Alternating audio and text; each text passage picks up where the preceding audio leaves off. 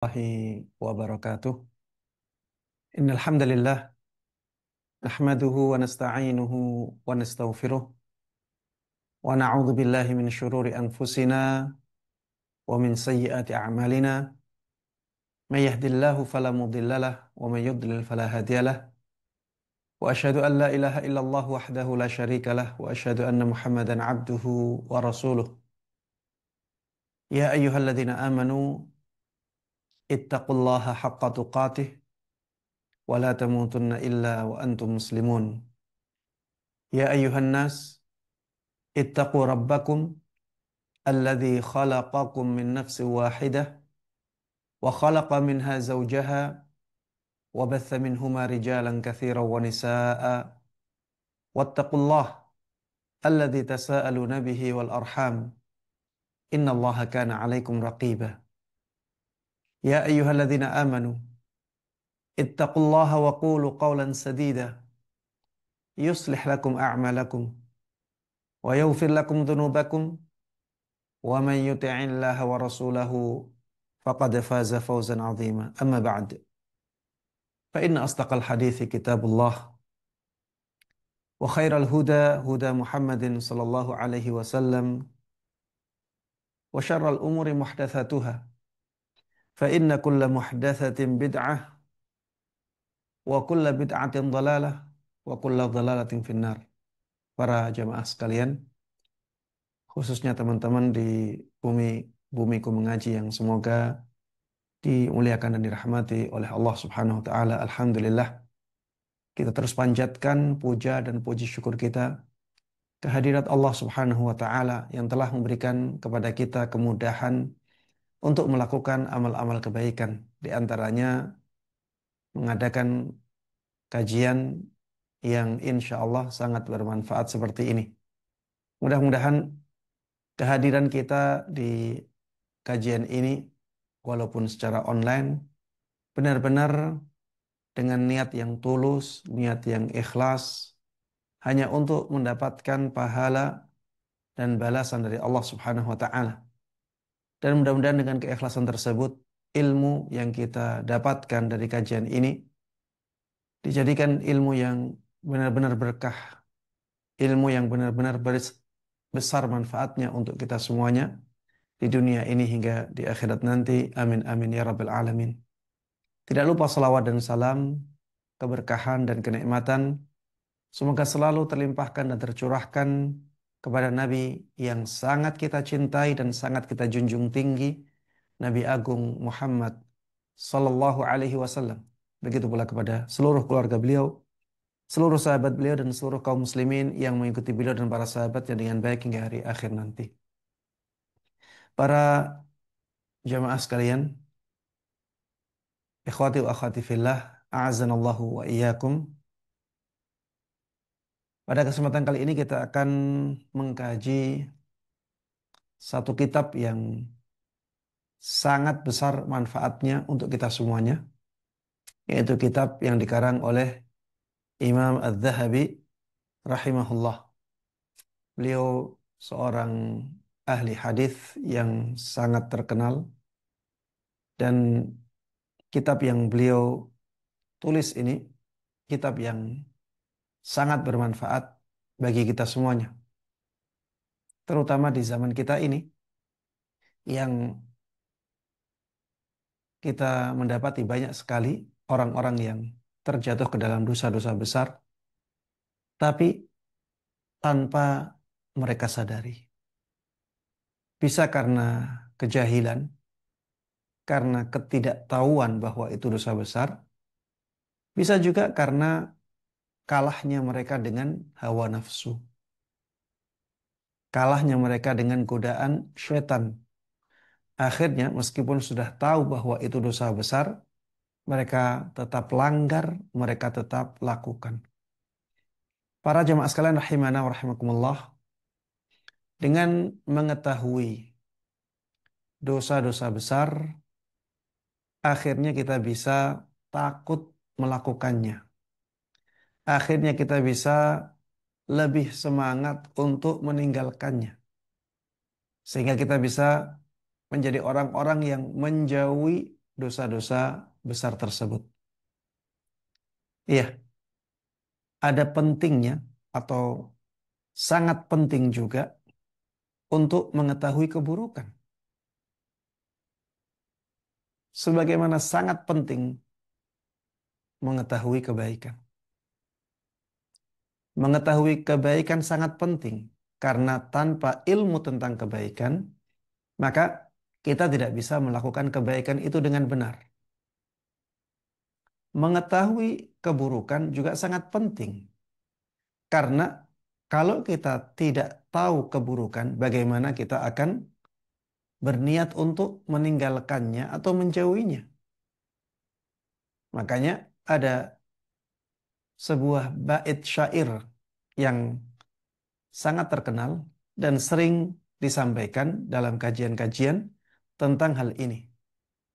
Baitnya berbunyi, araftu syarra la lisyarri lakin litawaqqihi wa man lam ya'rifi asyarra minal khairi yaqa' fihi. Aku tahu keburukan bukan untuk keburukan, bukan untuk melakukannya, akan tetapi agar bisa menjauhinya, agar bisa mewaspadainya. Kenapa? Karena orang yang tidak tahu mana yang buruk dan mana yang baik, maka dia akan terjatuh ke dalam keburukan. Orang yang tidak tahu mana yang buruk dan mana yang baik, dia akan terjatuh ke dalam keburukan. Mungkin tanpa dia sadari. Makanya sangat penting sekali bagi kita untuk mengetahui dosa-dosa besar. Ya, mengetahui dosa saja penting agar kita bisa selamat darinya. Apalagi mengetahui dosa-dosa besar. Dosa-dosa besar itu dosa-dosa yang bukan dosa biasa. Dia itu dosa yang luar biasa. Maka menjauhinya merupakan sesuatu yang sangat penting dalam kehidupan kita. Dosa kecil bisa mengurangi pahala kita. Dosa kecil bisa mengurangi pahala pahala kita. Sedangkan dosa besar bisa mengurangi pahala kita dengan kadar yang sangat besar. Kalau dosa kecil mengurangi pahala kita dengan kadar yang kecil juga. Adapun dosa besar, ini bisa mengurangi pahala kita dalam kadar yang sangat-sangat besar. Para jemaah sekalian rahiman rahimakumullah, di dalam kitab Al-Kabair ini akan disebutkan 76 dosa besar. 76 dosa besar.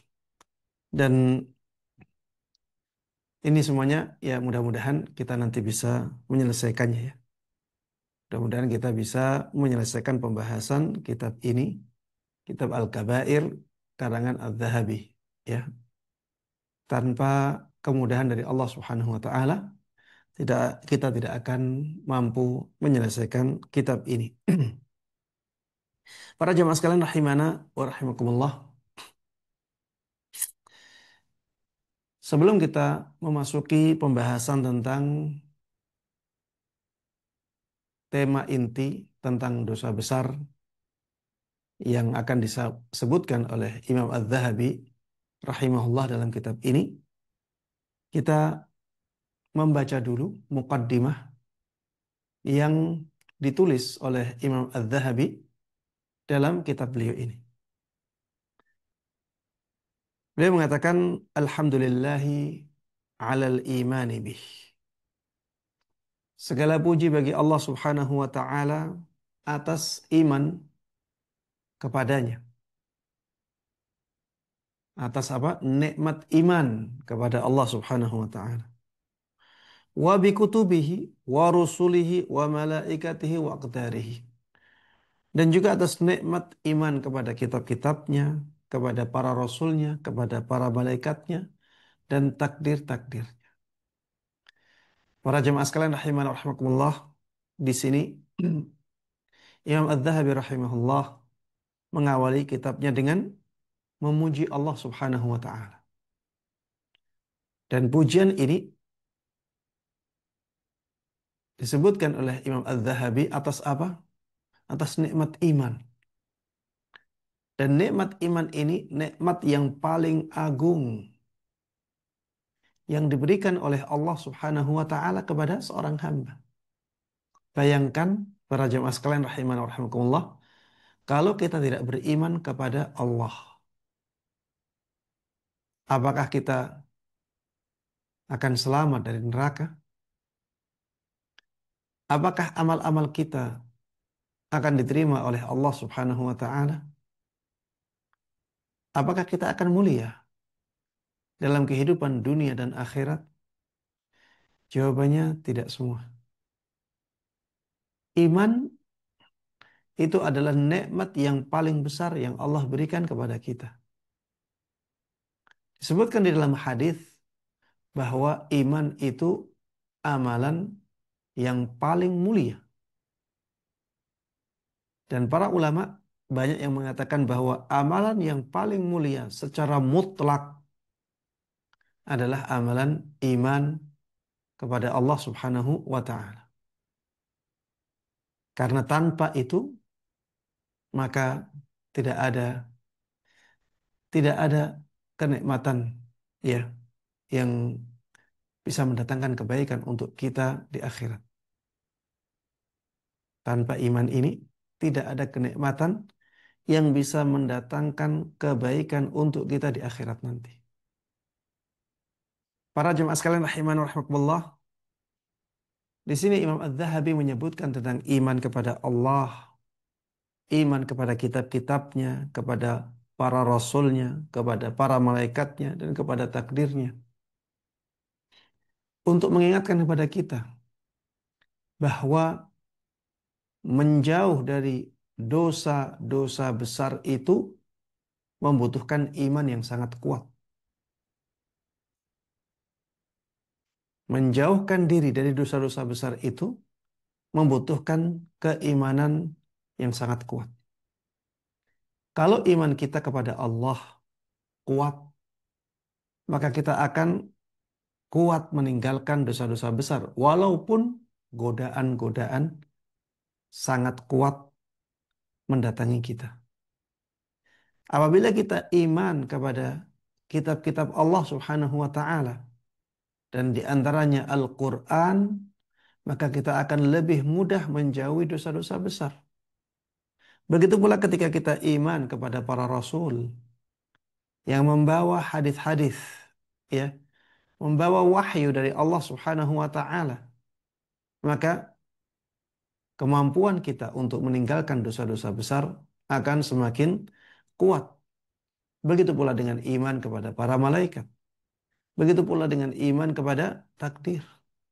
Coba kalau kita tidak iman kepada malaikat, ya. Kalau kita tidak meyakini bahwa di sana ada malaikat pencatat amal misalnya. Di sana ada malaikat-malaikat yang mengawasi kita. Maka ketakutan kita untuk melakukan dosa besar akan menipis. Takdir juga demikian. Kita ketika beriman kepada takdir, kita takut ya. Takut apabila ada tanda-tanda keburukan pada diri kita. Karena Rasulullah Shallallahu Alaihi Wasallam mengatakan, "I'malu fakullun muyassarun lima khuliqalah." Beramallah kalian. Sungguh setiap orang itu akan dimudahkan untuk melakukan sesuatu yang dia diciptakan untuknya. Ini takdir. Jadi kalau orang takdirnya itu masuk ke neraka, maka dia akan mudah melakukan kemaksiatan dan dosa-dosa besar. Allah mudahkan dia melakukan itu. Karena memang dia ditakdirkan ke neraka. Coba kalau kita tidak iman tentang hal ini. Kita tidak takut melakukan dosa-dosa besar. Beda kalau kita iman kepada takdir Allah Subhanahu wa taala. Ketika kita melakukan dosa besar kita takut. Kita khawatir memang kita dimudahkan memang kita diciptakan untuk masuk ke neraka. Nauzubillahi min dzalik. Kalau kita iman kepada takdir, kita akan berusaha untuk mewujudkan dalam diri kita tanda-tanda ahli syurga. Mudah-mudahan dengan usaha tersebut kita benar-benar menjadi hamba-hambanya yang ditakdirkan untuk masuk ke dalam syurga. Coba kalau kita tidak iman kepada hari akhir para jemaah sekalian rahiman. Betapa mudahnya kita akan melakukan dosa-dosa. Betapa mudahnya kita akan melakukan dosa-dosa besar. Karena kita tidak yakin, kita tidak iman kepada hari akhir. Akhir dari segalanya adalah kematian. Orang-orang yang seperti ini akan mudah melakukan dosa besar. Beda dengan orang yang beriman kepada Allah Subhanahu wa taala dan kepada hal-hal yang lainnya yang masuk dalam rukun iman. Kemudian setelah beliau memanjatkan puji-pujian kepada Allah Subhanahu wa taala atas nikmat iman, beliau membaca salawat untuk Nabi kita Muhammad sallallahu alaihi wasallam. Wa sallallahu ala nabiyyina Muhammadin wa alihi wa ansarihi salatan daimatan tuhilluna daral qarar fi jiwarihi.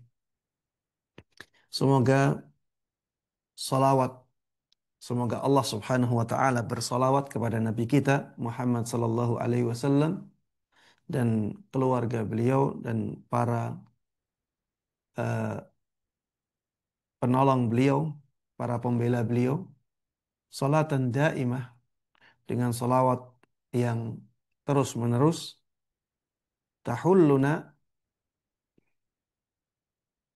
atau tuhilluna daral qarari fi jiwarihi, yang menjadikan kita bisa masuk ke dalam negeri keabadian fi jiwarihi, di sisi Allah Subhanahu wa taala. Para jemaah sekalian rahimana wa rahimakumullah, membuka kitab atau tulisan dengan salawat kepada Nabi kita Muhammad sallallahu alaihi wasallam, kepada keluarga dan para pembelanya, ini termasuk ya kebiasaan para ulama ya di zaman dahulu. Ini juga ya termasuk di antara syukur ya seorang ulama ya kepada Nabi kita Muhammad sallallahu alaihi wasallam. Karena mereka tidaklah tahu tentang ilmu yang akan mereka sampaikan kecuali dari jalan Nabi kita Muhammad sallallahu alaihi wasallam. Kemudian setelah ini Imam Az-Zahabi rahimahullah mengatakan, "Hadza kitabun nafi'un fi ma'rifatil kabair." Ini adalah buku atau kitab yang bermanfaat untuk mengetahui dosa-dosa besar. Ijmalan wa tafsila, baik secara global maupun secara spesifik. Razaqanallahu ijtinabaha birahmatih. Semoga Allah Subhanahu wa taala menganugerahkan kepada kita bisa menjauhi dosa-dosa besar dengan kasih sayangnya atau dengan rahmatnya. Para jemaah sekalian rahimana wa rahimakumullah, dalam paragraf ini ada beberapa pelajaran penting yang bisa kita ambil. Yang pertama adalah ketika beliau mengatakan hadza kitabun nafi'. Ini adalah kitab yang bermanfaat. Ini adalah kitab yang bermanfaat. Kata-kata ini kata-kata yang bagus ya untuk memulai kitab yang kita tulis atau buku yang kita tulis. Karena dengan memberikan pujian kepada buku yang kita tulis, maka pembaca akan tertarik untuk membacanya. Kalau buku itu isinya kebaikan, maka akhirnya ini membuka pintu yang sangat besar ya untuk kebaikan pembaca. Ketika bukunya benar-benar buku yang baik, maka ini membuka pintu bagi seorang pembaca untuk mendapatkan kebaikan-kebaikan yang sangat besar. Dan ini juga menunjukkan ya bahwa kita boleh memuji eh, tulisan yang kita tulis. Asalkan pujian tersebut sesuai dengan kenyataan dan tidak berlebih-lebihan. Ini bukan sesuatu yang tercela, ya. Karena tujuannya adalah untuk memberikan semangat kepada pembaca untuk membaca kitab yang penuh dengan manfaat, penuh dengan kebaikan. Begitu pula memuji diri ya. Kita memuji diri kita apabila tujuannya adalah kebaikan, maka tidak ada masalah. Asalkan pujian tersebut tidak berlebihan dan sesuai dengan kenyataan. Ya misalnya ketika kita ingin mendapatkan kedudukan tertentu. Yang kita lihat kedudukan itu akan sangat bermanfaat bagi kaum muslimin, bagi agama Islam. Akhirnya kita menjelaskan kepada orang yang punya wewenang untuk memilih siapa yang pantas dengan kedudukan itu dengan apa yang ada di diri kita. Misalnya menyampaikan, Alhamdulillah saya sudah belajar banyak tentang itu. Sehingga saya insya Allah bisa eh, diberi amanah atau mengemban amanah tersebut. Ya sebagaimana Nabi Yusuf ya. Ketika mengatakan inni hafizun alim. Inni hafizun alim. Aku adalah orang yang benar-benar bisa menjaga dan aku adalah orang yang benar-benar tahu. Jadi dia amanah dan dia punya pengetahuan. Dia ingin mendapatkan kedudukan jadi bendahara negara. Dan bendahara itu harus amanah, dia juga harus eh, punya ilmu bagaimana mengelola keuangan negara. Nabi Yusuf mengatakan, Rabbi ja'alni ala khazainil ard, inni hafizun alim. Ini memuji diri sendiri. Tapi ya itu untuk kebaikan. Maka tidak ada masalah di sini. Imam Az-Zahabi juga melakukan hal yang sama. Hada kitabun nafi. Tapi yang dipuji oleh Imam Az-Zahabi adalah tulisan beliau. Hada kitabun nafi. Ini adalah kitab yang bermanfaat. Fi ma'rifatil kabair. Untuk mengetahui dosa-dosa besar. Ya. Untuk mengetahui dosa-dosa besar. Jadi Imam Az-Zahabi di sini menjelaskan bahwa buku beliau ini sangat bermanfaat dalam bidang ini. Yaitu untuk mengetahui dosa-dosa besar. Ya sehingga eh, ketika tujuannya bukan ini, maka ya eh, tidak pas ya kalau membaca buku ini. Misalnya tujuannya untuk mengetahui eh, fikih, hukum-hukum fikih, maka bukan kitab ini harusnya yang dibaca. Kalau ingin mengetahui tentang misalnya tauhid, tentang akidah, bukan buku ini yang dibaca. Ini adalah buku untuk mengetahui dosa-dosa besar. Kemudian beliau juga mengatakan razaqanallahu ijtinabaha birahmatihi. Semoga Allah Subhanahu wa taala memberikan rizki, memberikan anugerah kepada kita dalam menjauhinya. dengan rahmatnya. Ya, di sini juga ada pelajaran berharga bahwa untuk menjauhi dosa besar kita membutuhkan Allah Subhanahu wa taala.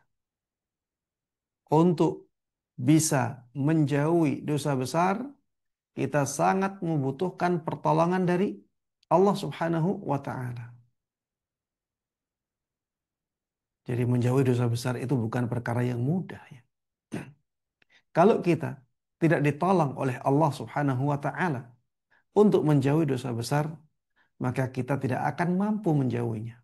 Makanya berdoalah kepada Allah Subhanahu wa taala agar Allah Subhanahu wa taala memberikan anugerah kepada kita untuk menjauhi dosa besar. Birahmatihi, dengan rahmatnya. Ya, ini bertawasul dengan ya sifat Allah Subhanahu wa taala. Ini bertawasul dengan sifat Allah Subhanahu wa taala, dengan sifat rahmatnya. Ini termasuk salah satu di antara tawasul yang disyariatkan. Kemudian para jamaah sekalian rahimanallah, setelah ini Imam Az-Zahabi rahimahullah menyebutkan dalil-dalil tentang keutamaan menjauhi dosa besar. Ya. Dalil yang pertama kali beliau sebutkan adalah ayat di surat An-Nisa ayat 31. Allah Subhanahu wa taala berfirman, "In tajtanibu kaba'ira ma tunhauna anhu nukaffir ankum sayyi'atikum wa nudkhilkum mudkhalan karima." Apabila kalian menjauhi dosa-dosa besar yang kalian dilarang darinya, maka kami benar-benar akan menghapuskan dari kalian keburukan kalian. Yang dimaksud dengan keburukan di sini adalah dosa-dosa kecil. Sayyiat itu dalam konteks ini bisa dimaknai dosa-dosa kecil. Nukaffir ankum sayyiatikum. Kami akan hapuskan dari kalian dosa-dosa kecil kalian. Wa nudkhilkum mudkhalan karimah. Dan kami akan masukkan kalian ke dalam tempat masuk yang mulia, yaitu surga Allah Subhanahu wa taala. In tajtanibu kaba'ira ma tunhaun. Apabila kalian menjauhi dosa-dosa besar yang kalian dilarang darinya. Maka di sini ada dua balasan. Balasan yang pertama, Allah Subhanahu wa taala akan hapuskan dosa-dosa kecil dari kita. Ya. Kalau kita menjauhi dosa-dosa besar yang Allah larang kita darinya, maka Allah akan ampuni dosa-dosa kecil kita. Wa nudkhilkum mudkhalan karimah. Ini pahala yang kedua, balasan yang kedua, yaitu Allah akan masukkan kita ke dalam surganya, tempat yang mulia itu. Di sini Allah Subhanahu wa taala menyebutkan intajtanibu. Apabila kalian menjauhi. Dan menjauhi itu sesuatu yang lebih tinggi tingkatannya daripada meninggalkan. Meninggalkan itu tidak melakukan. Orang yang meninggalkan dosa besar bisa jadi dia masih belum menjauhi. Ya, masih belum menjauhi.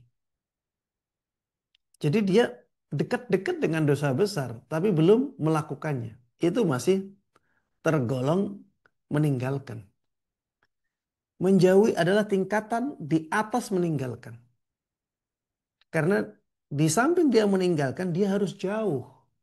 Ya, jauh dari dosa besar itu. Itu baru bisa dikatakan menjauhi.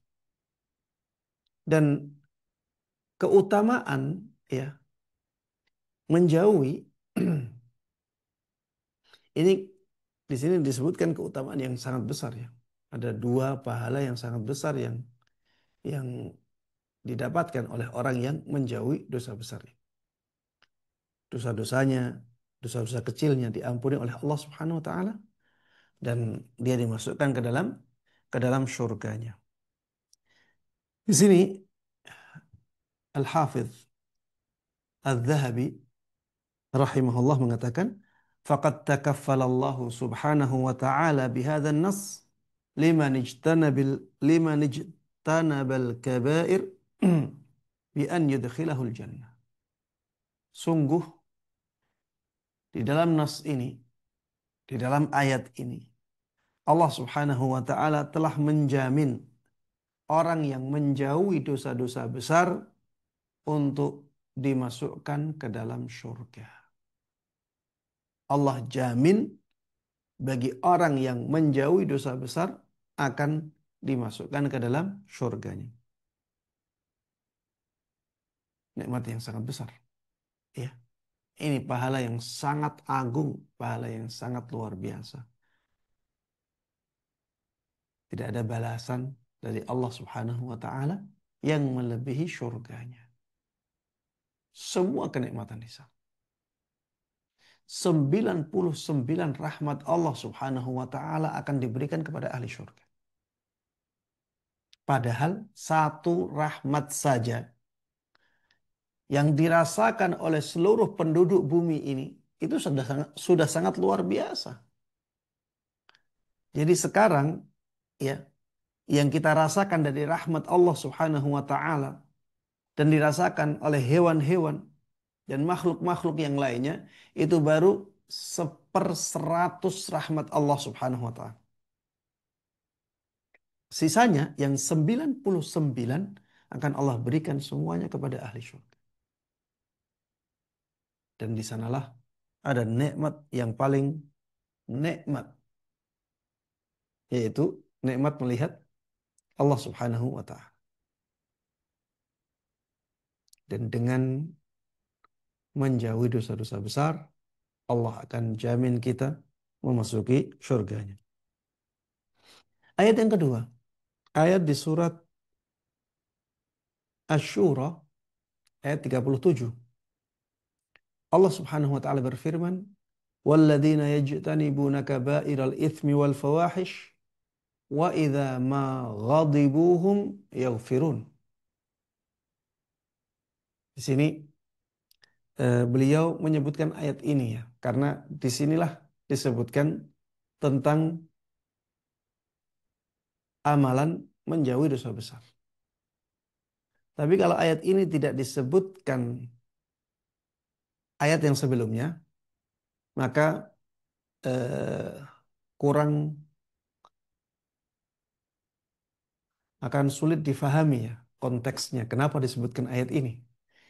Karena kalau kita terjemahkan ayat ini, kalau kita renungi ayat ini, maka belum menunjukkan keutamaan menjauhi dosa besar. Ayatnya, walladzina yajtanibuna kaba'iral itsmi wal fawahish. Dan orang-orang yang menjauhi dosa-dosa besar dan dosa-dosa keji, ya, dosa-dosa besar dan dosa-dosa keji. Wa idza ma ghadibuhum yaghfirun. Dan apabila ya mereka marah, maka mereka segera memaafkan. Apabila mereka marah, mereka segera memaafkan. Belum ada keutamaan. Keutamaannya mana? Ini menjelaskan tentang sifat seseorang. Mereka menjauhi dosa besar, bahkan dosa-dosa yang keji. Ya, fawahish ini ada yang menjelaskan bahwa dia dosa besar yang ditambah dosa yang lain atau ditambah sifat lain. Misalnya berzina dosa besar. Tapi kalau berzina dengan tetangga, maka ini dengan istri tetangga, maka ini fahisyah. Jadi berzina dengan istri tetangga, fahisyah. Ini dosa yang sangat keji. Jadi ada orang yang sifatnya demikian. Dia menjauhi dosa besar, apalagi dosa yang lebih keji lagi. Wa idza maghadibuhum yaghfirun. Dan orang yang pemaaf ya ketika dia marah. Dia marah kepada sekelompok orang, kemudian dia maafkan. Ini baru menjelaskan tentang sifat. Ini sifatnya siapa? Maka ayat yang sebelumnya lah yang bisa menjelaskan tentang konteks ayat ini. Ya, wa ma 'indallahi khairu wa abqa lilladzina amanu wa 'ala rabbihim yatawakkalun.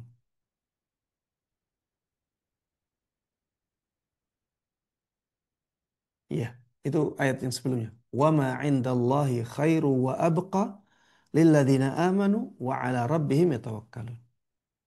Dan pahala yang ada di sisi Allah Subhanahu wa taala itu lebih baik dan lebih kekal. Lilladzina amanu, bagi orang-orang yang beriman, wa 'ala rabbihim yatawakkalun, dan orang-orang yang bertawakal hanya kepada Rabb mereka. Alladzina yajtanibuna kaba'iral itsmi wal fawahish. Walladzina yajtanibuna kaba'iral itsmi wal fawahish. Dan orang-orang yang menjauhi dosa-dosa besar dan dosa yang lebih keji. Wa idza ma ghadibu hum yaghfirun. Ya.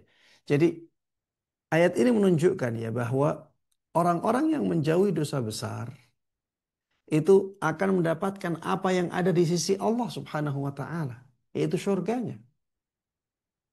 Itulah yang disebutkan di ayat yang sebelumnya. Wa ma 'indallahi khairun wa abqa. Pahala yang ada di sisi Allah Subhanahu wa taala itu lebih baik dan lebih kekal. Untuk siapa ini? Lilladzina aman, untuk orang yang beriman. Wa 'ala rabbihim yatawakkalun, dan hanya bertawakal kepada Allah, kepada Rabbnya. Walladzina yajtanibuna kaba'iral itsmi, dan orang-orang yang menjauhi dosa-dosa besar, wal fawahish, dan dosa yang lebih keji lagi. Ini menunjukkan bahwa orang-orang yang menjauhi dosa besar akan mendapatkan surga Allah Subhanahu wa taala. Ayat yang ketiga yang menjelaskan tentang keutamaan menjauhi dosa besar ini di ayat An-Najm ayat 33. Allah Subhanahu wa taala berfirman, "Alladzina yajtanibuna kaba'iral itsmi wal fawahisha illa al-lamam. Inna rabbaka wasi'ul maghfirah."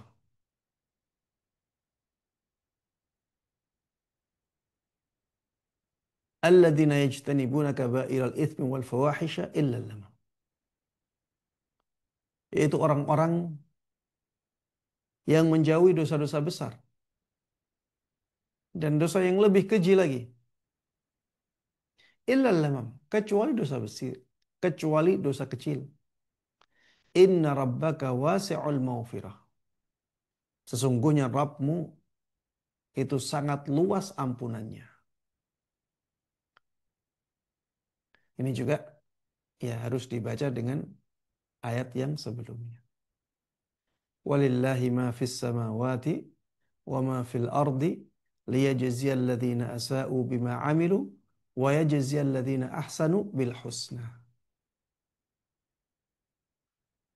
Ya, wa yajziyal ladzina ahsanu bil husna, dan agar orang-orang yang melakukan kebaikan itu diganjar oleh Allah Subhanahu wa taala dengan al-husna, dengan sesuatu yang baik, yaitu surga Allah Subhanahu wa taala. Siapakah orang-orang yang melakukan kebaikan itu? Alladzina yajtanibuna kaba'iral itsmi wal fawahisha illa lamam. Yaitu orang-orang yang menjauhi dosa-dosa besar dan dosa yang lebih kecil dari itu. Illa lamam, kecuali dosa-dosa kecil. Inna rabbaka wasi'ul maghfirah, sesungguhnya Rabbmu adalah zat yang maha luas ampunannya. Ini juga sama ya dengan dua ayat sebelumnya, bahwa orang yang menjauhi dosa besar itu akan dimasukkan oleh Allah Subhanahu wa taala ke dalam surganya, dan dia akan mendapatkan ampunan dari Allah Subhanahu wa taala yang ampunannya sangat luas. Dalil yang berikutnya, ini dalil yang keempat dari hadis Nabi Shallallahu Alaihi Wasallam. Kalau tiga dalil yang sebelumnya dari ayat Al-Quran. Dalil yang keempat ini dari hadis Nabi Shallallahu Alaihi Wasallam.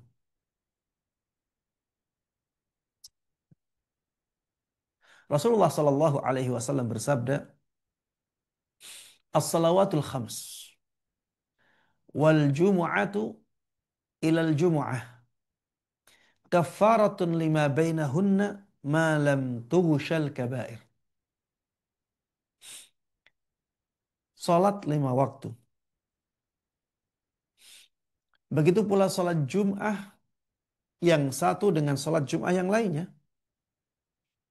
adalah penghapus dosa-dosa yang dilakukan di antara keduanya selagi dosa-dosa besar ditinggalkan. Jadi salat 5 waktu, subuh, zuhur, asar, maghrib, isya. Ini bisa menjadi penghapus dosa yang dilakukan di antara salat-salat itu. Jadi kalau kita misalnya salat subuh, kemudian salat zuhur, maka dosa-dosa kecil yang dilakukan antara subuh sampai zuhur akan dihapuskan oleh salat kita. Nanti ketika ada dosa kecil dilakukan antara zuhur sama asar, ya, ketika kita melakukan salat zuhur dan salat asar, maka dosa-dosa kecil di antara keduanya juga dihapuskan. Begitu pula, ya, apabila kita melakukan dosa kecil antara asar sama maghrib, maka dosa-dosa kecil yang dilakukan di antara kedua salat itu akan dihapuskan oleh Allah Subhanahu wa taala karena salat itu. Begitu pula antara maghrib sama isya, begitu pula antara isya sama subuh. Dosa-dosa kecil yang dilakukan di antara kedua salat itu akan diampuni oleh Allah Subhanahu wa taala. Begitu pula dengan salat Jum'ah yang satu dengan salat Jum'ah yang lainnya. Misalnya kemarin, ya, kita melakukan salat Jum'ah. Kemudian pekan depan kita melakukan salat Jum'ah. Maka dosa-dosa kecil yang kita lakukan antara dua Jumat itu akan diampuni oleh Allah Subhanahu wa taala berkat dua salat Jumat itu. Kemudian disebutkan di sini malam tushal kabair. Selama dosa besarnya ditinggalkan, ya. Selama dosa besarnya ditinggalkan. Ini menunjukkan ya kalau dosa besarnya tidak ditinggalkan, maka tidak ada keutamaan itu.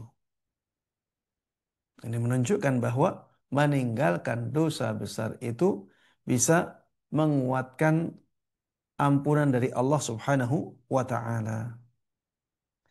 Maka di sini Imam Az-Zahabi mengatakan fata'ayyana 'alaina al-fahsu 'anil kabair. Maka menjadi wajib bagi kita untuk memeriksa, untuk meneliti apa itu dosa-dosa besar. Likai yajtanibahal muslim, agar seorang muslim bisa menjauhinya. Agar seorang muslim bisa menjauhinya. Ya, bagaimana kita bisa menjauhi dosa besar kalau kita tidak tahu dosa besar? Kalau kita tidak tahu dosa besar, maka kemungkinan besar kita akan terjatuh ke dalam dosa besar. Ya, karena kita tidak tahu. Beda kalau kita tahu dosa besar. Kemudian ya kita berkomitmen untuk meninggalkannya. Maka kemungkinan kita terjatuh ke dalam dosa besar akan semakin kecil sekali.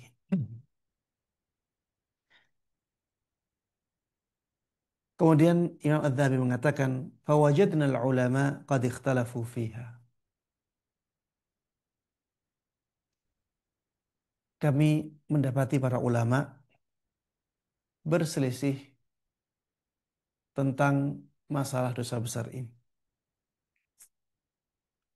Berapa jumlahnya? Faqila hiya sab'un.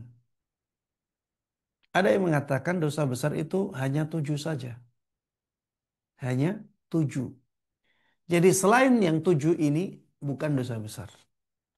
Wahtajju biqaulihi alaihi salatu wassalam. Mereka berdalil dengan sabda Nabi kita Muhammad sallallahu alaihi wasallam, ijtanibu as-sab'al mubiqat. Jauhilah oleh kalian 7 dosa yang membinasakan. Fadzakara asyirka. Lalu beliau menyebut dosa syirik. Wasihra. Kemudian dan dosa sihir. Wa qatlan nafs. Dan membunuh seseorang. Tentunya tanpa alasan yang dibenarkan oleh syariat. Wa akla malil yatim. Memakan harta anak yatim. Wa akla riba. Memakan harta riba. Wa tawalli yaumaz zahf. Dan lari dari medan pertempuran. Wa qadfal muhsanat. Dan menuduh zina perempuan-perempuan yang mulia. Hadis ini menyebutkan ada 7 dosa besar. Sebagian ulama berdalil dengan hadis ini untuk mengatakan bahwa dosa besar ya hanya 7 ini. Selain 7 ini bukan dosa besar karena Rasulullah Shallallahu Alaihi Wasallam mengatakan di sini jauhilah 7 dosa besar. Berarti selain 7 ini bukan dosa besar. Namun yang lebih kuat adalah pendapat yang mengatakan bahwa dosa besar bukan hanya 7. Ya. Mereka mengatakan bahwa Nabi Shallallahu Alaihi Wasallam dalam hadis ini hanya mengatakan bahwa 7 dosa itu adalah 7 dosa besar yang membinasakan. Beliau tidak membatasi dosa besar hanya 7 saja. Beliau hanya menyampaikan bahwa 7 dosa tersebut adalah dosa besar yang membinasakan. Makanya Al-Hafidh Al-Dhahabi setelah ini menyebutkan athar dari sahabat Ibn Abbas radhiyallahu anhuma. Beliau mengatakan, hiya ila sab'ina aqrabu minha ila sab'. Dosa besar itu lebih dekat dikatakan banyak sekali. Ya. Dosa besar itu bilangannya lebih dekat kepada 70 daripada kepada 7. Maksudnya yang lebih dekat ya dosa besar itu banyak sekali. Karena bilangan 70 ini sering disebutkan oleh orang Arab untuk mewakili makna banyak sekali. Iya, untuk mewakili makna banyak sekali. Ketika dikatakan eh, istaghfir lahum aw la tastaghfir lahum in tastaghfir lahum 70 marrah falan yaghfirallahu lahum. Kamu mau memintakan ampun untuk mereka orang-orang munafik atau tidak kamu mintakan ampun sama saja. Ya orang-orang munafik itu tidak akan bermanfaat bagi mereka permintaan ampunanmu. Ya, wahai Muhammad. Ini ayat ini ditujukan kepada Nabi Muhammad sallallahu alaihi wasallam. Wahai Muhammad, kamu mintakan ampun orang munafik atau tidak kamu mintakan ampun orang munafik sama saja. Tidak akan diampuni oleh Allah Subhanahu wa taala. Bahkan in tastaghfir lahum 70 marrah fala yaghfirallah. Bahkan kalau kamu memintakan ampun untuk orang-orang munafik itu 70 kali, Allah tidak akan ampuni. 70 kali di sini bukan bilangan 70 ya, tapi banyak sekali. Sampai 100 kali pun tidak akan diampuni oleh Allah Subhanahu wa taala. Karena bilangan 70 itu sering digunakan oleh orang Arab untuk mewakili makna banyak sekali. Ibnu Abbas radhiyallahu anhu mengatakan dosa besar itu lebih dekat ke angka 70 daripada ke angka 7. Maksudnya sangat banyak sekali. Makanya Adz-Dzahabi rahimahullah dalam kitab beliau ini Al-Kabair bisa mengumpulkan sampai 76 dosa besar. 76 dosa besar. Dan ini sangat dekat dengan perkataan sahabat Ibnu Abbas radhiyallahu anhuma di sini. Ibnu Abbas mengatakan dosa besar itu lebih dekat ke angka 70 daripada ke angka 7. Dan Imam Az-Zahabi rahimahullah bisa mengumpulkan sampai 76 dosa besar ya dalam kitab beliau ini. Para jemaah sekalian rahimana wa rahimakumullah, setelah ini Imam Az-Zahabi mengatakan wa sadaqa wallahi Ibnu Abbas wal hadis. Fama fihi hasrul kabair. Dan sungguh benar ya, dan demi Allah Ibnu Abbas eh, sungguh benar perkataan sahabat Ibnu Abbas, ya, mungkin terjemahannya gini ya, demi Allah sungguh benar apa yang dikatakan oleh sahabat Ibnu Abbas. Wal hadis, begitu pula yang ada dalam hadis itu juga benar. Fama fihi hasrul kabair. Tidak ada dalam hadis tersebut batasan dosa besar. Jadi hadis itu tidak sedang membatasi dosa besar. Yang ada dalam hadis tersebut adalah penjelasan bahwa 7 dosa besar itu adalah dosa besar. Ya, 7 dosa yang disebutkan dalam hadis tersebut adalah dosa besar yang membinasakan. Walladhi yattajih, dan pendapat yang benar, wa yaqumu alaihi dalil, dan yang ditunjukkan oleh dalil, annaman annaman irtakaba huban min hadhil azaim, barang siapa yang melakukan dosa besar dari dosa-dosa besar ini, mimma fihi haddun fid dunya, dari dosa yang ada hukuman hadnya di dunia. Hukuman had di dunia itu maksudnya hudud ya. Hukuman hudud. Hukuman-hukuman yang sudah ditentukan secara spesifik di dalam Islam ya, seperti al-qatl, membunuh, ada hukuman qisasnya. Wazina, perzinaan, ada hukuman rajam, ada hukuman cambuknya. Wassariqah, mencuri, ada hukuman potong tangannya. Au jaa fihi had fihi wa'idun fil akhirah, atau dosa yang ada ancamannya di akhirat nanti. Min adzabin, baik ancaman itu berupa azab ya, wa ghadabin, dan kemarahan dari Allah, wa tahdidin ya, dan ancaman yang menakutkan, au lu'ina fa'iluhu ala lisani nabiyina, atau pelakunya dilaknat oleh Nabi kita Muhammad sallallahu alaihi wasallam, fa innahu kabiratun wala bud. Maka dosa yang seperti itu adalah dosa besar. Ya, tidak bisa tidak. Ma'a taslimi dzalika anna ba'dal kabair akbaru min ba'd. Ya. Ini eh, dengan pengertian ya bahwa sebagian dosa besar itu lebih besar dari sebagian yang lainnya. Maksudnya dosa besar itu bertingkat-tingkat. Jadi di sini disebutkan bahwa dosa besar itu menurut Imam Az-Zahabi rahimahullah, dosa yang ada hukuman khususnya di dunia. Ada hududnya di dunia. Kemudian dosa yang ada ancaman di akhiratnya. Disebutkan ancaman khusus. Kemudian yang ketiga, dosa yang pelakunya dilaknat. Ya, yang pelakunya dilaknat. Ini yang disebutkan oleh Imam Adz-Dzahabi dalam definisi yang beliau sampaikan. Dosa yang ada hukuman khususnya di dunia, atau ada ancaman khususnya di akhirat, atau dilaknat oleh Nabi kita Muhammad sallallahu alaihi wasallam. Para jemaah sekalian rahiman rahimakumullah,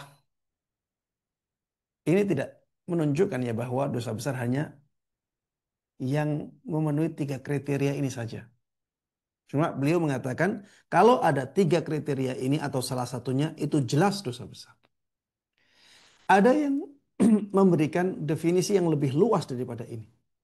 Yaitu dengan mengatakan bahwa dosa besar itu dosa yang ada eh,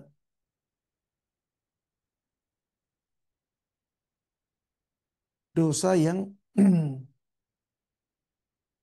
ada ancaman khususnya. Dosa yang dikuatkan besarnya. Ya, dengan banyak redaksi ya. Dosa yang ancamannya itu dikuatkan. Dosa yang ancamannya dikuatkan. Seperti misalnya tadi ada ancaman hukuman khusus di dunia. Ini berarti ancamannya dikuatkan. Kemudian misalnya lah, tadi ada ancaman di akhiratnya secara khusus. Berarti ancamannya dikuatkan. Kemudian dilaknat. Ancamannya dikuatkan. Ada juga dosa yang di dalamnya ada redaksi laisa minna, bukan termasuk golongan kami. Ini juga ancamannya dikuatkan. Dosa yang ancamannya dikuatkan itu dosa besar. Ya. Ini definisi yang paling ringkas, tapi yang paling menunjukkan hakikat dosa besar. Ya. Dosa besar adalah dosa yang ancamannya dikuatkan. Baik, ala tara annahu alaihi salatu wassalam adda syirka minal kabair.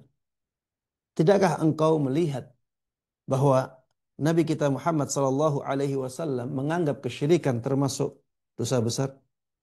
Ma'a anna murtakibahu mukhalladun finnar wa la yughfaru lahu abada. Padahal orang yang melakukannya itu akan kekal di neraka dan tidak akan diampuni oleh Allah Subhanahu wa taala selama-lamanya. Qala Allah Ta'ala. Allah Subhanahu wa taala berfirman, "Innallaha la yaghfiru ay yushraka bih wa yaghfiru ma duna dzalika liman yasha." Sungguh Allah tidak akan mengampuni apabila dia disekutukan dan Allah mau mengampuni dosa apapun yang di bawah kesyirikan itu. Allah juga berfirman dalam ayat yang lain, "Innahu may yusyrik billah faqad harramallahu alaihi al-jannah." Sungguh barang siapa yang melakukan kesyirikan kepada Allah, maka Allah haramkan surga baginya.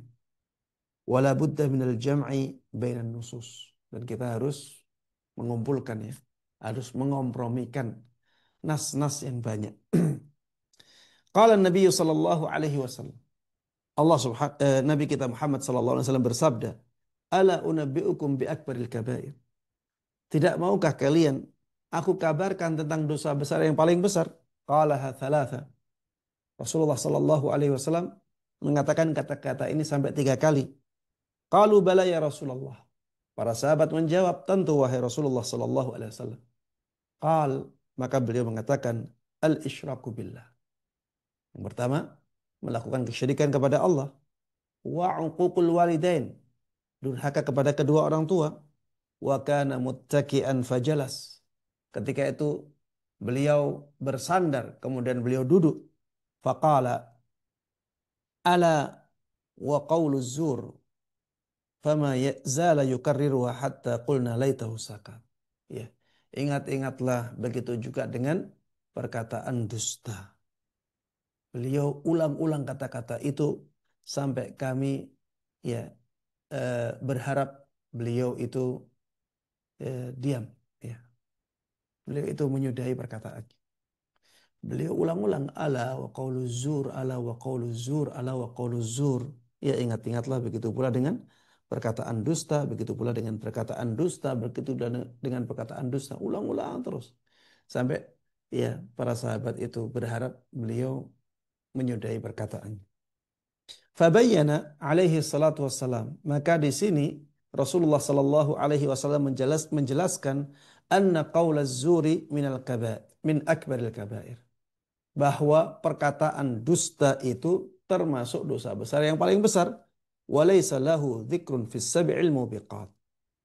Padahal dalam hadis yang menjelaskan tentang 7 dosa besar yang membinasakan, tidak disebutkan perkataan dusta itu, ya. Perkataan dusta tidak disebutkan di sana. Itu menunjukkan ya bahwa dosa besar itu tidak hanya 7, ya, tapi seperti perkataan sahabat Ibnu Abbas, dosa besar itu lebih dekat kepada angka 70 daripada angka 7. Wa kadzalikal uquq.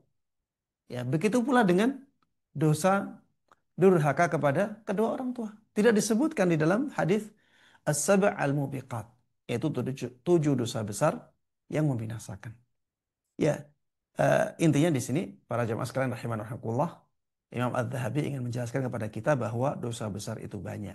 Ya, dosa besar itu banyak dan itu disebutkan di dalam ayat-ayat, di dalam hadis-hadis, ya, yang jelas. Demikian para jemaah sekalian rahimana rahimakumullah yang bisa kita bahas bersama. Pada kesempatan kali ini mudah-mudahan bermanfaat dan Allah berkahi. Amin amin ya rabbal alamin. Wassallallahu Amin. wasallam wa baraka ala nabiyyina Muhammadin wa ala alihi wa sahbihi wa man tabi'ahum bi ihsan ila yaumiddin walhamdulillahi rabbil alamin. Alhamdulillah. Masya Allah, syukuran jazakallahu khairan Ustazuna Musyafa yang telah menyampaikan pengantar dari kitab Al-Kabair ini karya Imam Az-Zahabi, dan Masya Allah tadi di tengah kajian sudah ada jamaah yang bertanya. Alhamdulillah kita sudah memasuki sesi 2, yakni sesi tanya jawab. Kami akan bacakan terlebih dahulu tadi pertanyaan yang pertama kali masuk dari jamaah yang menyampaikan pertanyaan melalui chatbox di Zoom meeting ini. Yang pertama, Bismillahirrahmanirrahim. Assalamualaikum warahmatullahi wabarakatuh, Ustaz. Ya, silakan. Izin bertanya, jika insecure, apakah ini termasuk dosa? Demikian Ustaz pertanyaannya. Jazakumullah khairan, barakallahu fikum. Waalaikumsalam warahmatullahi wabarakatuh. Ya, ana kurang paham ya, insecure itu apa? Insecure itu merasa tidak aman gitu. Jadi seperti hatinya terus bergejolak, merasa tidak aman, gundah begitu, Ustaz. Apakah itu termasuk Tidak, dosa tidak besar gitu? aman apa ya? Walau alam Khawatir. Ustaz ini eh, minder dan sebagainya begitu katanya Ustaz. Hmm. Wallahu taala alam ya, kalau maksudnya khawatir dengan ancaman-ancaman yang yang mengancam dia, ya, eh, dan itu sesuatu yang kasat mata, ya, ini tidak termasuk dosa, ya. Misalnya ya khawatir eh, bisnisnya bisnisnya rugi, ya, karena memang keadaannya dalam hitungan manusia normal itu seperti itu, akhirnya dia tidak tenang hatinya karena itu, maka ini bukan dosa, ya. Ini sesuatu yang manusiawi, ya. Ini sesuatu yang manusiawi. Tapi kalau misalnya dia takut dengan sesuatu yang tidak masuk akal, ya, tidak ada hubungannya. Misalnya takut eh, kualat karena takut kualat kepada ahli kubur misalnya. Kalau insecure itu anak nggak paham ya. Tapi kalau misalnya itu rasa takut secara umum, maka akhirnya banyak ya. Ini kaitannya dengan apa? Saya nggak tahu ya. Kalau kaitannya dengan sesuatu yang sesuai dengan perhitungan manusia, memang ada hubungan sebab akibat yang jelas ya. Akhirnya dia takut, maka ini manusiawi. Ini khauf yang tabi'i, ketakutan yang memang sesuai dengan tabiat manusia sebagai manusia. Takut ada singa, akhirnya dia takut lari. Yaitu khaufut tabi'i. Ada hubungan sebab akibat antara ketakutan dia dengan keberadaan singa. Takut kepada ular, ya. Ada hubungan sebab akibatnya karena ular itu bisa mencelakakan dia. Tadi juga takut khawatir bisnisnya rugi karena memang keadaan ekonomi tidak menentu. ya perhitungan manusia dia akan rugi. Akhirnya dia khawatir. Ya, takut-takut yang seperti ini, takut yang manusiawi. Takut yang dosa itu takut yang tidak ada hubungan sebab akibat tapi ditakuti. Seperti tadi, ya takut kualat dengan ahli kubur misalnya. Ini ini nggak ada hubungannya ahli kubur dengan bahaya yang akan menimpa dia. Maka ini nggak boleh ya seperti itu. Itu dosa. Bahkan ada yang menyebutkan itu khaufus sir yang merupakan kesyirikan. Itu yang dosa ya. Ada juga rasa was-was ya. Apa insecure ini karena apa apa lebih dekat kepada was-was. Ada orang yang was-was ya. Dia nggak tahu apa tapi takut, hatinya nggak tenang. Apa itu yang dimaksud dengan insecure itu? Kalau Iya, maksudnya mungkin itu, kalau yang dimaksud konflik itu ini maka ini ada tambahan Ustadz Afan dari penanya. Misalnya mindernya itu karena nggak pinter, nggak cakep gitu ya, nggak kaya begitu Ustadz katanya. ah karena apa ya? Kurang pede gitu ya. Iya kurang pede minder begitu Ustadz. Iya, kurang pede. Allah taala alam itu tidak termasuk ya. Tidak termasuk dalam dosa ya karena kurang pede. Yang merasa eh, kurang punya kesetaraan dengan orang lain ya. Orang lain ini lebih pintar, ini lebih kaya, ini lebih tinggi kedudukannya. Akhirnya merasa minder. Rasa minder bukan dosa ya. Dan rasa minder sering terjadi karena seseorang eh, menganggap dirinya tidak setara dengan yang lainnya. Wallahu taala alam, ana melihat bukan termasuk dosa. Wallahu a'lam. Baik. Sekolah khairan Ustadz atas penjelasannya. Selanjutnya kami persilahkan di sini ada penanya yang sudah raise hand. Yang pertama dari eh, Dunur Al-Misri dari kemudian ada Putri dan Janggra. Untuk yang pertama kami persilahkan dari Nur Al-Misri untuk menyampaikan pertanyaannya.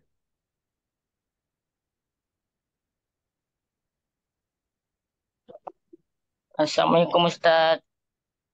Waalaikumsalam warahmatullahi wabarakatuh. Ya, silahkan. Ustaz, kalau di luar tema apa kan Ustaz? Silahkan. Ya,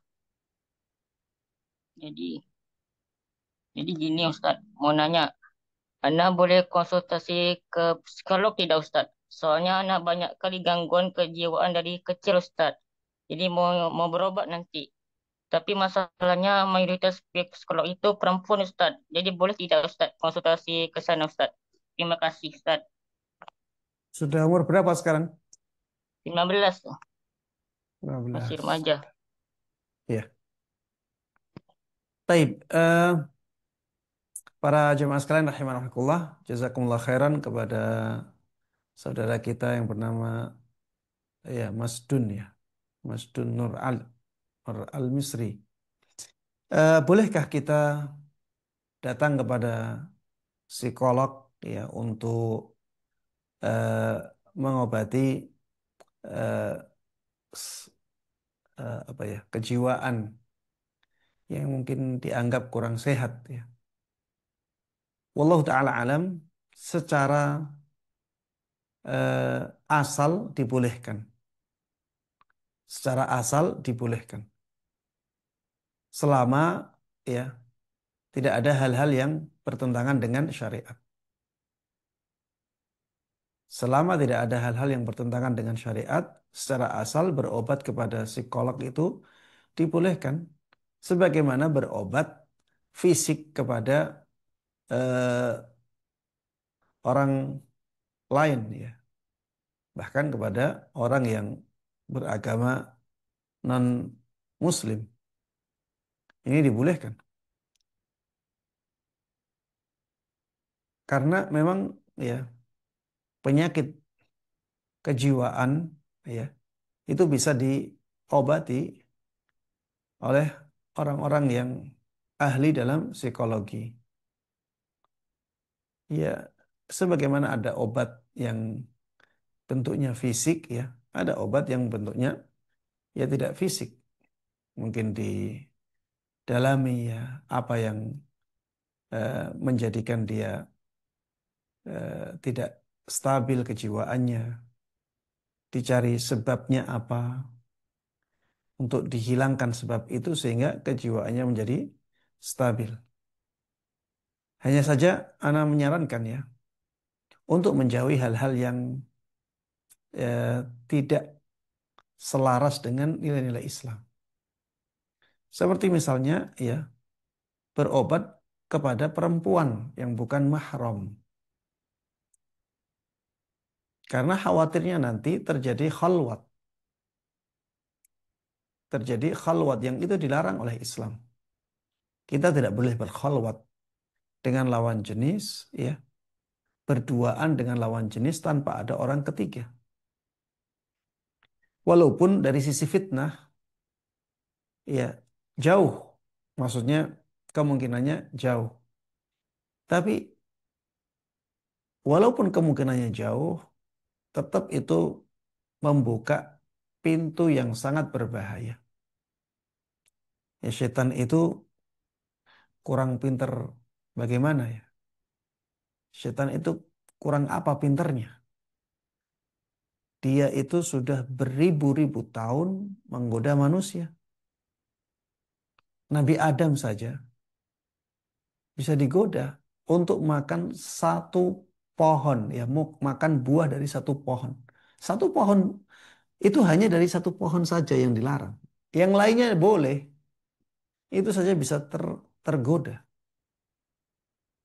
Padahal pohon-pohon di surga kita bisa bayangkan ya, buahnya ya nikmatnya juga luar biasa. Kalau Nabi Adam meninggalkan satu buah dari pohon atau buah-buah dari satu pohon itu tidak ada bahayanya sama sekali. Karena masih ada ribuan ya buah dari pohon-pohon yang lainnya.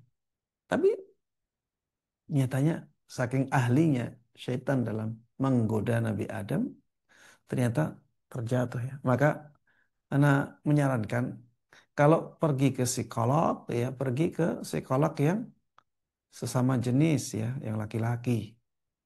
Karena pintu fitnahnya akan semakin tertutup. Kita semakin jauh ya dari hal-hal yang membahayakan keimanan kita. Kemudian yang kedua ya, kalau bisa ke psikolog yang muslim ya, ke psikolog yang muslim beragama Islam. Ya karena penyakit jiwa itu sebenarnya obat yang paling mujarab adalah keimanan. Penyakit jiwa itu obat yang paling kuat sebenarnya iman, sebenarnya akidah yang berkaitan dengan keyakinan kita sebagai seorang muslim. Sehingga eh, lebih baik kita ke psikolog-psikolog yang beragama Islam sehingga bisa menguatkan keimanan kita, bisa menguatkan akidah kita, yang dari situ kita bisa menguatkan jiwa kita. Ya, hati itu eh, akan menjadi kuat ya ketika dikuatkan imannya, ketika dikuatkan akidahnya. Hati akan menjadi kuat. Dan ketika hati kuat, maka masalah-masalah yang berkaitan dengan jiwa akan hilang. Al-mu'minul qawi khairun wa ahabbu ilallahi minal mu'minid dha'if wa fi kullin khair. Seorang mukmin yang kuat jiwanya itu lebih baik dan lebih dicintai oleh Allah Subhanahu wa taala daripada mukmin yang jiwanya lemah ya. Keimanan itulah yang menguatkan kejiwaan seseorang. Eh, itu yang ana sarankan. Kemudian banyak berdoa ya kepada Allah Subhanahu wa taala agar Allah menguatkan jiwa kita. Kalau Allah Subhanahu wa taala memberikan kekuatan kepada jiwa kita, maka ya masalah-masalah yang terlihat ya dan kita hadapi akan dimudahkan oleh Allah Subhanahu wa taala. Wallahu a'lam. Baik, demikian penjelasan dari Ustazuna kepada Akhi Nur Al-Misri yang tadi bertanya. Untuk selanjutnya kami persilahkan atas nama Ukhti Putri Zwasti yang sudah raise hand. Jazakallah khairan host. Assalamualaikum warahmatullahi wabarakatuh. Waalaikumsalam. Assalamualaikum ilaikum Ustadz. Ustadz, bagaimana dengan dosa yang kita lakukan ketika sendiri Ustadz? Karena yang pernah Ana baca, ada seseorang yang menghadap kepada Allah, maka amalannya itu berterbangan bagai debu akibat dosa yang dia lakukan secara sendiri gitu Ustadz, atau secara tersembunyi Ustadz. Mungkin si Fulan atau Fulanah tahu itu dosa, tetapi karena godaan syaitan ketika dia sendiri dia melakukan itu Ustadz. Berarti walaupun apakah itu termasuk dosa besar ataupun dosa kecil Ustadz, dan bagaimana Ustadz dengan pernyataan yang mengatakan bertakwalah kepada Allah semampumu. Jadi sebagaimana toleransi dari bertakwalah kepada Allah semampumu itu terhadap perbuatan dosa Ustadz. Mohon nasihat dan penjelasannya Ustadz. Jazakallahu khairan wa barakallahu fiik Ustadz. Assalamualaikum warahmatullahi wabarakatuh. Iya, Masya Allah pertanyaan yang bagus ya. Ada hadis yang menjelaskan ya bahwa nantinya di hari kiamat ada orang-orang yang membawa kebaikan yang sangat besar sekali. Ternyata kebaikan-kebaikan itu dijadikan oleh Allah Subhanahu wa taala seperti debu yang berterbangan. Maksudnya hilang ya. Seperti debu yang berterbangan itu maksudnya hilang tanpa bekas. Dan sebabnya karena orang tersebut ketika menyendiri dia melakukan dosa ya. Dia melanggar batasan-batasan Allah Subhanahu wa taala. Hadis ini tidak bisa kita fahami secara harfiah karena kita eh, akan mendapatkan pertentangan ya dengan hadis-hadis yang lain kalau hadis ini kita fahami secara harfiah.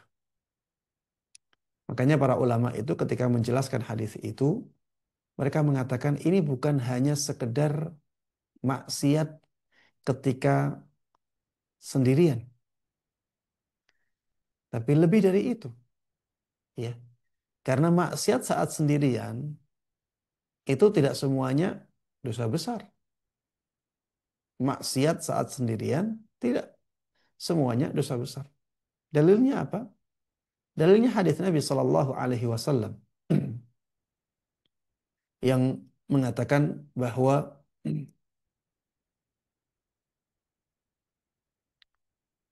uh, semua hamba yang mukmin itu akan diampuni dosa-dosanya. Illal mujahirun, kecuali mereka yang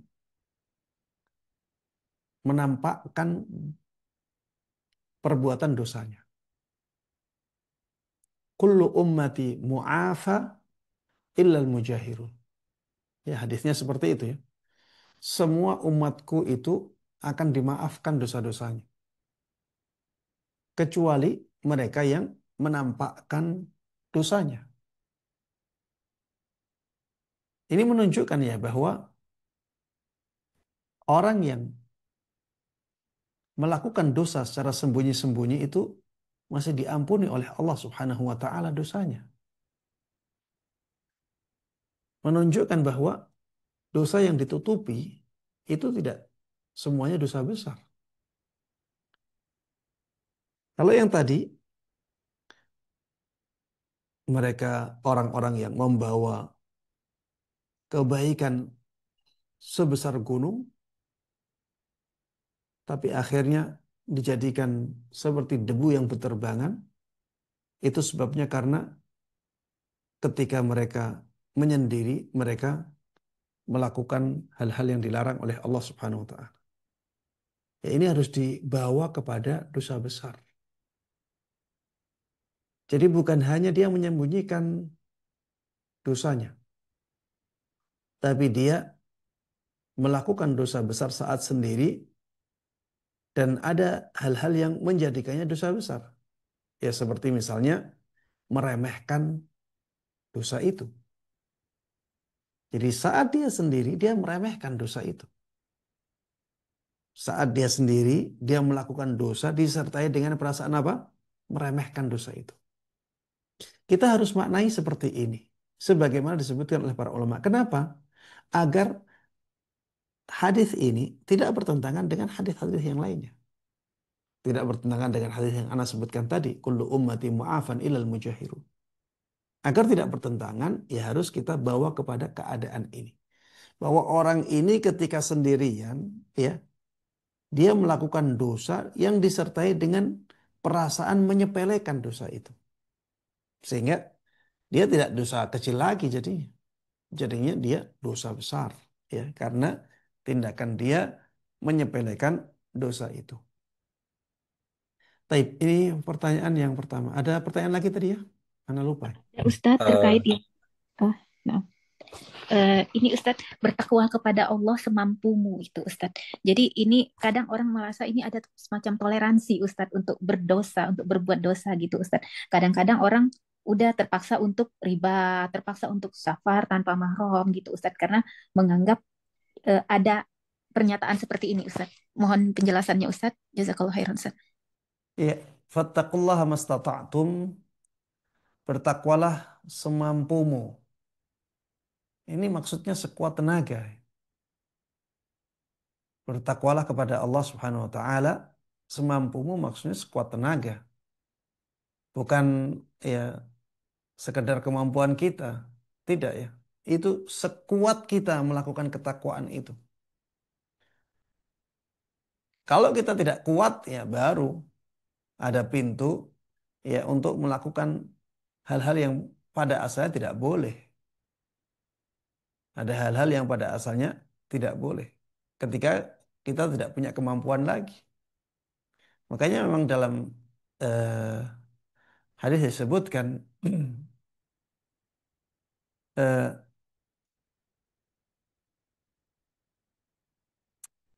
atau bahkan dalam ayat ya, wa ma atakumur rasulu fakhudhu wa ma nahakum anhu fantahu. Eh,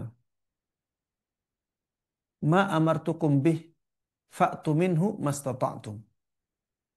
Apa yang aku perintahkan kepada kalian, ini hadis ya, maka lakukanlah sekuat yang kalian mampu.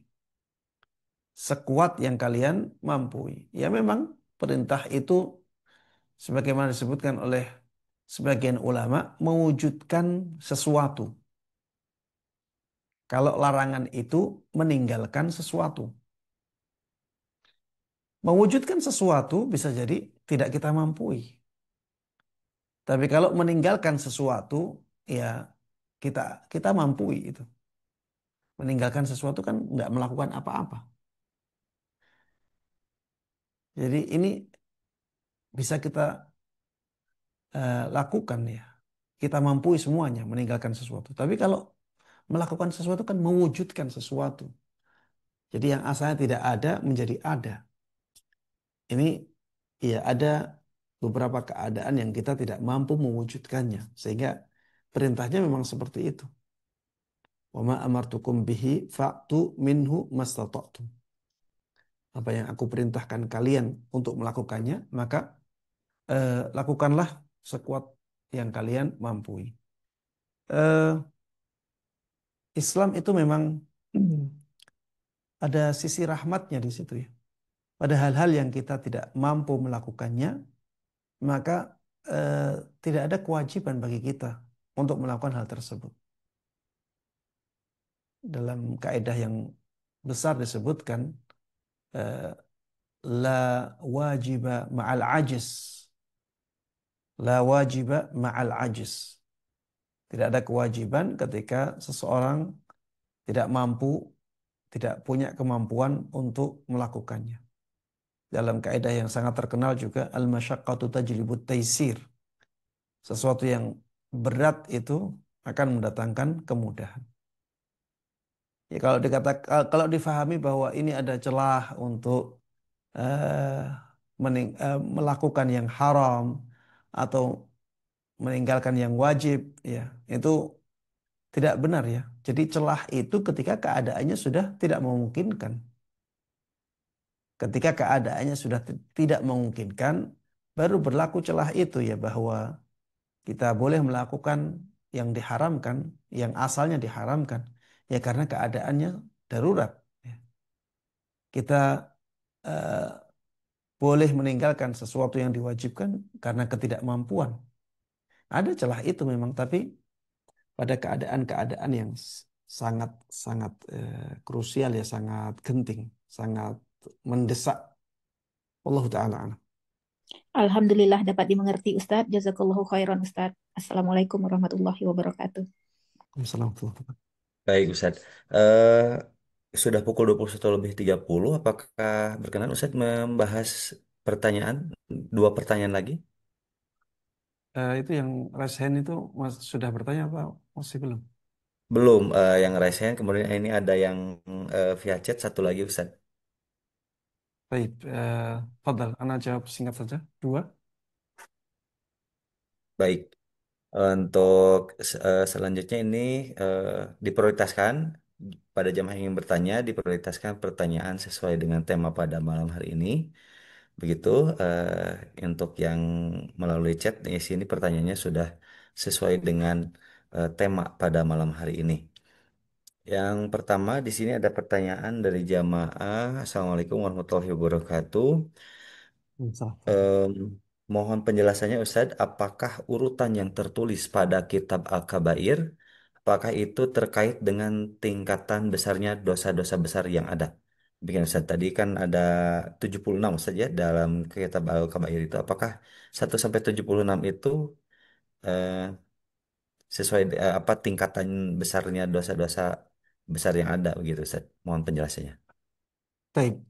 Ya, Allah taala alam, yang ana ketahui tidak ya. Kecuali yang pertama ya. Yang pertama itu memang dosa besar yang paling besar ya. Yaitu asyirku billah, melakukan kesyirikan kepada Allah Subhanahu wa taala. Ini dosa besar yang paling besar.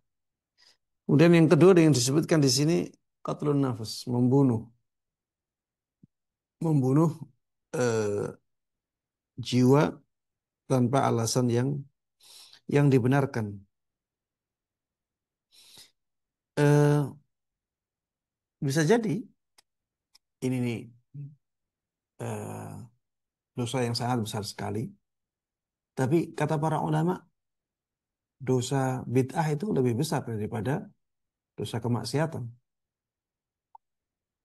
Jadi yang pertama itu kesyirikan, yang kedua kebid'ahan, baru dosa besar, ya, baru dosa besar yang lainnya, baru setelah itu dosa kecil. Intinya, anak melihat iya urutan-urutan yang beliau sampaikan di dalam kitab ini itu bukan urutan yang memang benar-benar urut, ya dari yang paling besar sampai yang paling kecil, tidak demikian ya.